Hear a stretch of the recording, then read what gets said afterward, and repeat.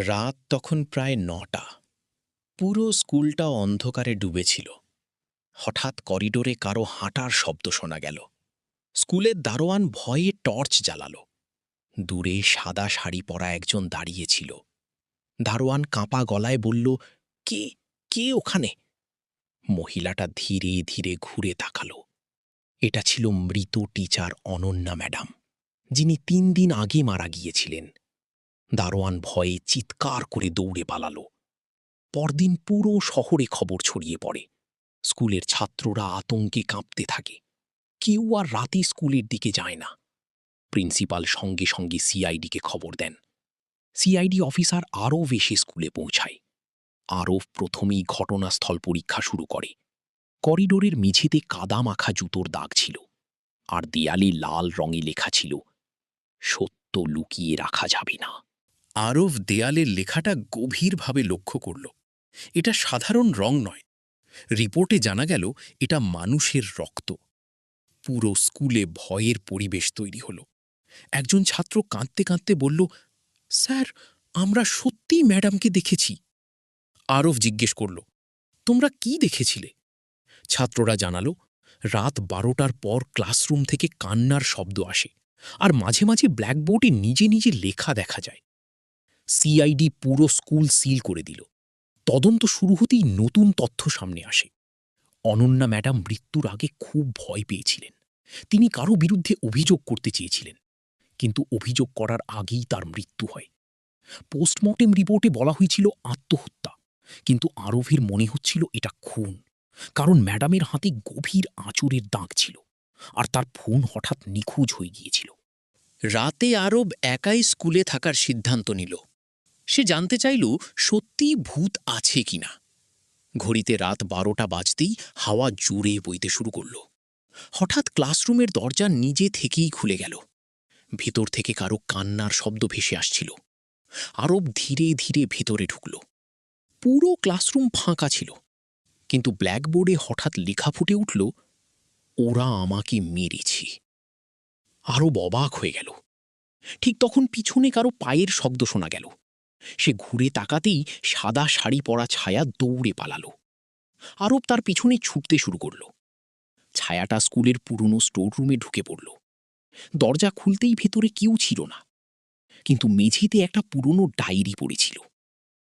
ডায়েরিটা ছিল অনন্যা ম্যাডামের। আরব ডায়েরি খুলে পড়তে শুরু করল। প্রথম কয়েকটা পৃষ্ঠা ছিল সাধারণ, কিন্তু শেষের দিকের লেখাগুলো খুব ভয়ঙ্কর ছিল। অনন্যা ম্যাডাম লিখেছিলেন, আমি এমন কিছু জেনে গেছি যা জানার কথা ছিল না। তিনি স্কুলের কিছু শিক্ষকের ওপর সন্দেহ করছিলেন, বিশেষ করে ভাইস প্রিন্সিপাল রাকেশের ওপর। ডায়েরিতে আরও লেখা ছিল, রাতে স্কুলে গোপনে কেউ আসে, আর স্টোর রুমে কিছু লুকানো হয়। আরব সঙ্গে সঙ্গে স্টোর রুম তল্লাশি শুরু করল। একটা কাঠের বাক্স খুলতেই সবাই চমকে গেল। ভেতরে অনেকগুলো নকল পরীক্ষার কাগজ ছিল। পুরো স্কুলে বছরের পর বছর প্রশ্নপত্র ফাঁস চলছিল। অনন্যা ম্যাডাম সেটা জেনে গিয়েছিলেন, আর তাই তাকে চুপ করিয়ে দেওয়া হয়েছে। কিন্তু খুনি এখনও ধরা পড়েনি, আর স্কুলে রহস্যময় ঘটনাও থামছে না। পরদিন ভাইস প্রিন্সিপাল রাকেশকে জিজ্ঞাসাবাদ করা হলো। রাকেশ খুব নার্ভাস দেখাচ্ছিল। সে বারবার পানি খাচ্ছিল। আরব তাকে জিজ্ঞেস করল, অনন্যা ম্যাডামের সঙ্গে আপনার শেষ কথা কি হয়েছিল?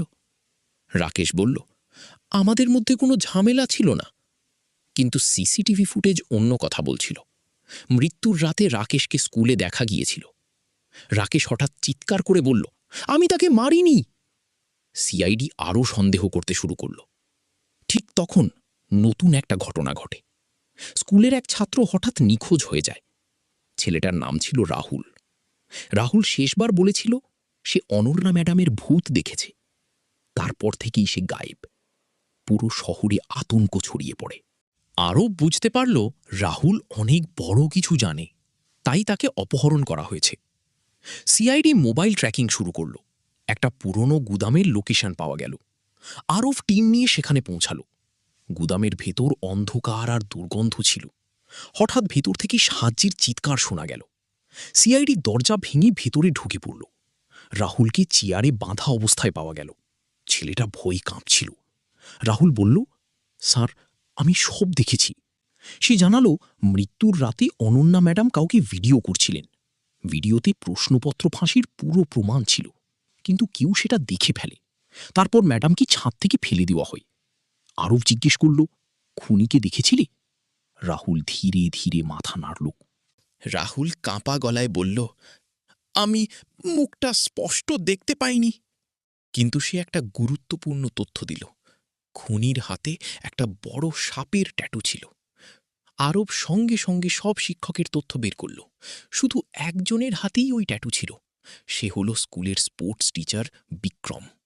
বিক্রমকে সিআইডি অফিসে আনা হলো। প্রথমে সে সব অস্বীকার করল, কিন্তু চাপ বাড়তেই সে ভেঙে পড়ে। বিক্রম স্বীকার করল সে প্রশ্নপত্র চক্রের সঙ্গে জড়িত ছিল, কিন্তু সে খুন করেনি। সে জানালো আসল মাস্টার মাইন্ড অন্য কেউ। ঠিক তখন অফিসের সব লাইট হঠাৎ বন্ধ হয়ে গেল।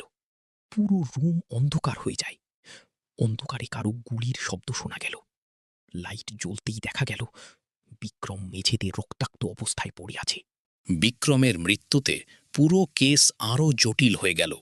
খুনি একে একে সব সাক্ষীকে সরিয়ে দিচ্ছে। আরব বুঝতে পারল সে খুব চালাক একজনের সঙ্গে লড়ছে। বিক্রমের পকেট থেকে একটা পেন ড্রাইভ পাওয়া গেল। সিআইডি সেটা চালু করতেই সবাই অবাক হয়ে যায়। ভিডিওতে দেখা যাচ্ছিল স্কুলের কয়েকজন শিক্ষক গোপনে টাকা নিচ্ছে, আর তাদের নেতৃত্ব দিচ্ছিল প্রিন্সিপাল নিজে। প্রিন্সিপাল বহু বছর ধরে এই ব্যবসা চালাচ্ছিল। অনন্যা ম্যাডাম সত্য জেনে ফেলেছিলেন, তাই তাকে হত্যা করা হয়। কিন্তু একটা প্রশ্ন এখনও বাকি ছিল, স্কুলে ভূতের মতো ঘুরে বেড়াচ্ছিল কে? ঠিক তখন আরব একটা ছবি খুঁজে পেল। ছবিতে অনন্যা ম্যাডামের ছোট বোনকে দেখা যাচ্ছিল, যার চেহারা অনন্যার মতোই। আরব সব কিছু বুঝতে শুরু করল। আরব অনন্যার বোন নিহারিকাকে খুঁজে বের করল। নিহারিকা প্রথমে কিছু বলতে চাইছিল না, কিন্তু পরে সত্যি স্বীকার করল। সে বলল, দিদির খুনিরা যেন শাস্তি পায়, তাই আমি এসব করেছি। সে রাতের বেলা স্কুলে যেত, সাদা শাড়ি পরে সবাইকে ভয় দেখাত। ব্ল্যাকবোর্ডে লেখাগুলোও সেই লিখেছিল, কারণ সে জানত সিআইডি না এলে সত্য সামনে আসবে না। আরব বুঝতে পারল নিহারিকা অপরাধী নয়, সে শুধু নিজের দিদির জন্য বিচার চাইছিল। কিন্তু আসল খুনি এখনও মুক্ত। সিআইডি প্রিন্সিপালকে গ্রেপ্তার করতে স্কুলে যায়, কিন্তু সেখানে গিয়ে দেখে প্রিন্সিপাল নিজের অফিসে মৃত্যু অবস্থায় পড়ে আছে। তার পাশে রক্ত দিয়ে লেখা ছিল, শেষ এখনো বাকি। পুরো স্কুলে আবার আতঙ্ক ছড়িয়ে পড়ে। সিআইডি বুঝতে পারল খেলাটা এখনও শেষ হয়নি। প্রিন্সিপালের মৃত্যুও ছিল পরিকল্পিত খুন। আরব অফিসের সব প্রমাণ আবার খতিয়ে দেখতে শুরু করল। হঠাৎ সে একটা পুরনো অডিও রেকর্ডিং খুঁজে পেল। সেখানে অনন্যা ম্যাডামের কণ্ঠ শোনা যাচ্ছিল। তিনি বলছিলেন, যদি আমার কিছু হয়, দায়ী হবে একজন ট্রাস্টি সদস্য। সিআইডি সঙ্গে সঙ্গে ট্রাস্টি বোর্ডের তদন্ত শুরু করল। শেষে সামনে আসে সবচেয়ে ভয়ঙ্কর সত্য। পুরো প্রশ্নপত্র চক্র চালাত ট্রাস্টি প্রধান দিবাংশু। সে কোটি কোটি টাকা উপার্জন করছিল। অনন্যা ম্যাডাম সব প্রমাণ জোগাড় করেছিলেন, তাই তাকে হত্যা করা হয়। আর পরেই সব সাক্ষীকে একে একে মেরে ফেলা হয়। সিআইডি শেষ পর্যন্ত দিবাংশুকে গ্রেফতার করে। স্কুল আবার খুলে যায়, কিন্তু আজও রাতে সেই করিডোরে কান্নার শব্দ শোনা যায়। অনেকে বলে অনন্যা ম্যাডামের আত্মা এখনও ন্যায় বিচার খুঁজে বেড়ায়। দেবাংশ গ্রেপ্তার হওয়ার পর সবাই ভেবেছিল কেস শেষ, কিন্তু সিআইডি অফিসে হঠাৎ এক রহস্যময় চিঠি আসে। চিঠিতে শুধু লেখা ছিল, আসল খুনি এখনও বাইরে আছে। আরব চিঠিটা পড়ে গভীর চিন্তায় পড়ে যায়, কারণ দিবাংশু সব অপরাধ স্বীকার করেছিল। তাহলে নতুন এই বার্তার মানে কি? ঠিক তখন ফরেনসিক রিপোর্ট সামনে আসে। প্রিন্সিপালের মৃত্যুর সময় দিবাংশু জেলে ছিল, মানে প্রিন্সিপালকে অন্য কেউ হত্যা করেছে। সিআইডি আবার পুরো কেস নতুন করে খুলে দেয়। স্কুলের প্রত্যেক কর্মচারীকে জেরা করা শুরু হয়। একজন পুরনো দারোয়ান ভয়ে কাঁপতে কাঁপতে বলে, স্যার, আমি সেই রাতে কাউকে পালাতে দেখেছিলাম। আরব জিজ্ঞেস করল, কি ছিল সে? দারোয়ান ধীরে ধীরে একটা নাম বলল, লাইব্রেরিয়ান মীরা। মীরা ম্যাডামকে সিআইডি অফিসে আনা হলো। তিনি শান্তভাবে সব প্রশ্নের উত্তর দিচ্ছিলেন, কিন্তু আরব লক্ষ্য করল তার হাত কাঁপছে। আরব সরাসরি জিজ্ঞেস করল, প্রিন্সিপালের মৃত্যুর রাতে আপনি কোথায় ছিলেন? মীরা বললেন, আমি বাড়িতে ছিলাম। কিন্তু মোবাইল লোকেশন অন্য কথা বলছিল। তিনি সেই রাতে স্কুলেই ছিলেন। সিআইডি স্কুলের লাইব্রেরি তল্লাশি শুরু করল। পুরনো বুকশেলফ সরাতেই গোপন দরজা পাওয়া গেল। সবাই অবাক হয়ে যায়। দরজার ভেতরে ছিল ছোট্ট একটা রুম। সেখানে অনেক পুরনো ফাইল লুকানো ছিল। ফাইল খুলতেই ভয়ঙ্কর তথ্য সামনে আসে। বছরের পর বছর ছাত্রদের ব্ল্যাকমেইল করা হতো, আর পুরো পরিকল্পনা পরিচালনা করত মীরা। তিনি শুধু লাইব্রেরিয়ান ছিলেন না, তিনি ছিলেন পুরো চক্রের মস্তিষ্ক। মীরা হঠাৎ সিআইডির হাত থেকে পালিয়ে যায়। পুরো শহরে তাকে খোঁজা শুরু হয়। আরও বুঝতে পারল মীরা খুব বিপজ্জনক, কারণ সে সব প্রমাণ সম্পর্কে জানে। ঠিক তখন এক ছাত্রীর ফোন আসে।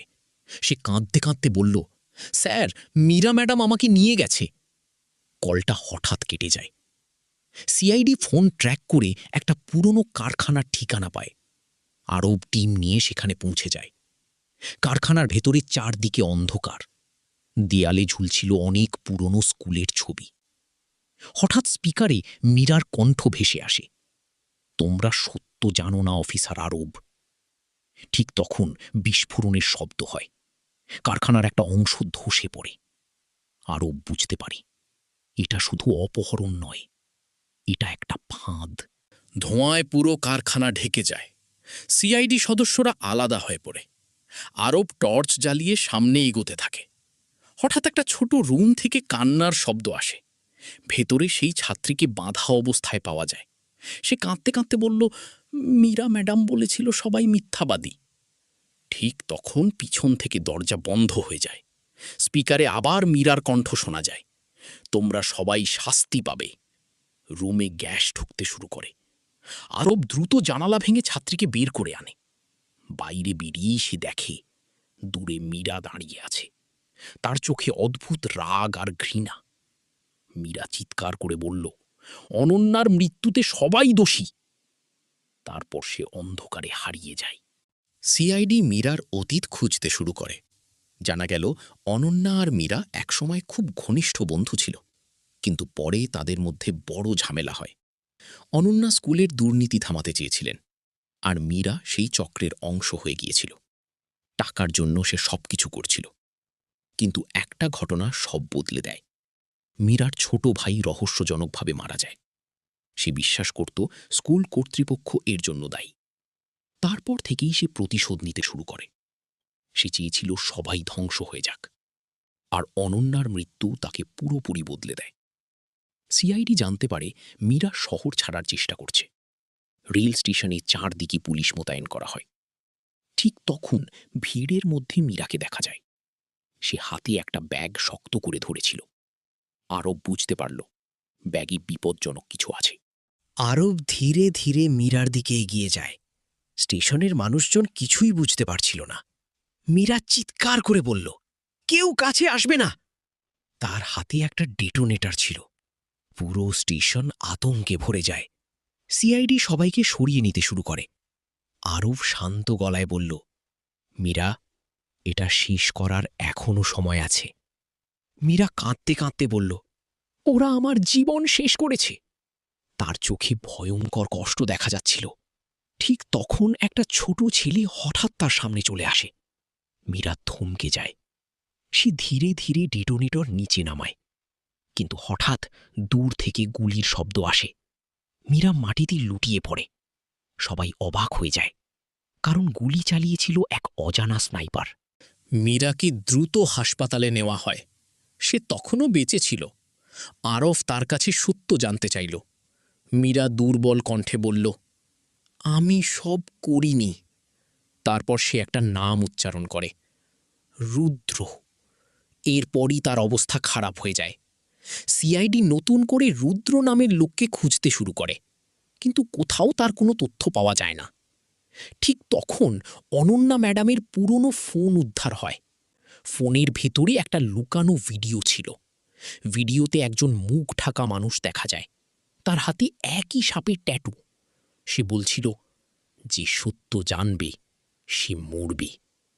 আরব বুঝতে পারল রুদ্রই পুরো ঘটনার আসল চালক, আর সে এখনও মুক্তভাবে ঘুরে বেড়াচ্ছে। সিআইডি বহুদিন ধরে রুদ্রকে খুঁজেও ব্যর্থ হচ্ছিল। লোকটা যেন ছায়ার মতো উধাও হয়ে যেত। ঠিক তখন আরবের ফোনে অজানা নম্বর থেকে কল আসে। একটা ভারী কণ্ঠ বলল, কেস বন্ধ করে দাও, না হলে সবাই মরবে। কলটা সঙ্গে সঙ্গে কেটে যায়। সিআইডি নম্বর ট্র্যাক করতেই একটা পুরনো হাসপাতালের ঠিকানা পাওয়া যায়। আরব টিম নিয়ে সেখানে পৌঁছায়। হাসপাতালটা বহু বছর ধরে বন্ধ ছিল। চারদিকে শুধু অন্ধকার আর ভাঙা দেয়াল। হঠাৎ করিডোরে কারো ছায়া দেখা যায়। সিআইডি তার পেছনে দৌড়ায়। ছায়াটা অপারেশন থিয়েটারের ভিতরে ঢুকে পড়ে। দরজা খুলতেই সবাই স্তব্ধ হয়ে যায়। দেয়ালে অনন্যা ম্যাডামের শত শত ছবি ঝুলছিল, আর মাঝখানে বড় করে লেখা ছিল, ন্যায় বিচার এখনো অসম্পূর্ণ। আরব বুঝতে পারল রুদ্র অনন্যাকে নিয়ে পাগলের মতো আসক্ত ছিল। পুরো রুমটা যেন এক ভয়ঙ্কর স্মৃতির জায়গা। হঠাৎ পিছন থেকে ধীরে ধীরে হাততালির শব্দ শোনা যায়। সবাই ঘুরে তাকায়। একজন কালো কোট পরা মানুষ সামনে এগিয়ে আসে। তার হাতের সাপের ট্যাটু স্পষ্ট দেখা যাচ্ছিল। সে হাসতে হাসতে বলল, অবশেষে তোমরা এখানে পৌঁছেছ। আরব বন্দুক তাক করে বলল, তুমি রুদ্র? লোকটা মাথা নাড়ল। সে জানালো অনন্যা একসময় তাকে ভালোবাসত, কিন্তু পরে তার অপরাধ জানতে পেরে দূরে সরে যায়। রাগে আর প্রতিশোধে সে পুরো চক্র তৈরি করে। যারা তাকে সাহায্য করেনি তাদের একে একে শেষ করেছে। রুদ্র বলল, এই স্কুল, এই শহর, সব পাপী। তার চোখে উন্মাদের ছাপ ছিল। রুদ্র হঠাৎ পুরো হাসপাতালের লাইট বন্ধ করে দেয়। চারদিকে গুলির শব্দ শুরু হয়। সিআইডি আর রুদ্রের লোকদের মধ্যে ভয়ঙ্কর লড়াই শুরু হয়। আরব ধীরে ধীরে রুদ্রের কাছে পৌঁছে যায়। রুদ্র চিৎকার করে বলল, সত্য কখনো জেতে না। আরব উত্তর দিল, কিন্তু অপরাধ সবসময় ধরা পড়ে। দুজনের মধ্যে মারাত্মক হাতাহাতি শুরু হয়। শেষ মুহূর্তে রুদ্র পালানোর চেষ্টা করে, কিন্তু ভাঙা বারান্দা থেকে নিচে পড়ে যায়। সিআইডি পুরো চক্রের সব সদস্যকে গ্রেফতার করে। শহর ধীরে ধীরে স্বাভাবিক হতে শুরু করে। অনন্যা ম্যাডামের নামে স্কুলে নতুন লাইব্রেরি তৈরি হয়। ছাত্ররা আবার হাসতে শুরু করে। কিন্তু আজও কেউ কেউ দাবি করে, রাত গভীর হলে স্কুলের করিডরে সাদা শাড়ির এক মহিলা হাঁটতে দেখা যায়। হয়তো সেটা অনন্যা ম্যাডামের আত্মা, যে এখনও নিশ্চিত হতে চায় সত্য সত্যিই জিতেছে কিনা।